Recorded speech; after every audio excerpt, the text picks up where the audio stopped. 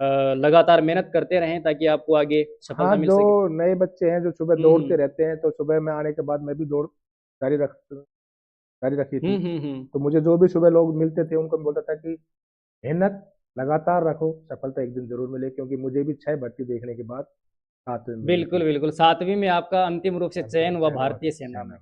तो उस समय तो जो दौड़ होती थी वो तो साधारण होती थी, या फिर एक ऐसी मतलब कि भाई इसमें तो यार नंबर ही नहीं आ रहा, सैकड़ों की संख्या में विद्यार्थियों को हाँ, दौड़ाया जा ये रहा तो मुझे भी आज वो दिन याद है, जब हमारी कॉलेज के अंदर, बहरौड़ कॉलेज के अंदर भर्ती हुई थी।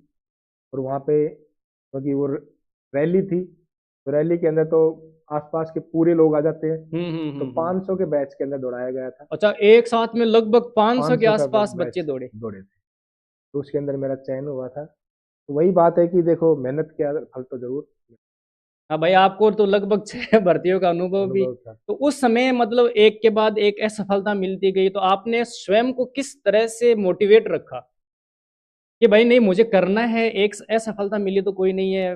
अपने आप को मोटिवेट रखना बहुत बड़ी बात होती है, क्योंकि भर्ती जो वो लगभग 1 साल का गैप हाँ, दे के आती है। 1 साल 6 महीने का हम्म। गैप में आती है।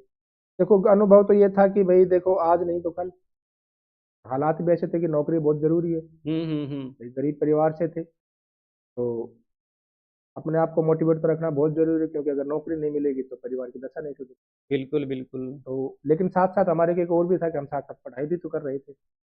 हाँ, तो निरंतर वो निरंतर आपकी पढ़ाई भी तो पढ़ाई जारी चली जारी रही थी, थी। क्योंकि पढ़ते पढ़ते ही हम सर्विस में लगे हैं। तो एक साथ पढ़ाई भी चल रही थी और हमारे को दूसरी तरफ भर्तियां भी देख। आपके पिताजी किसान।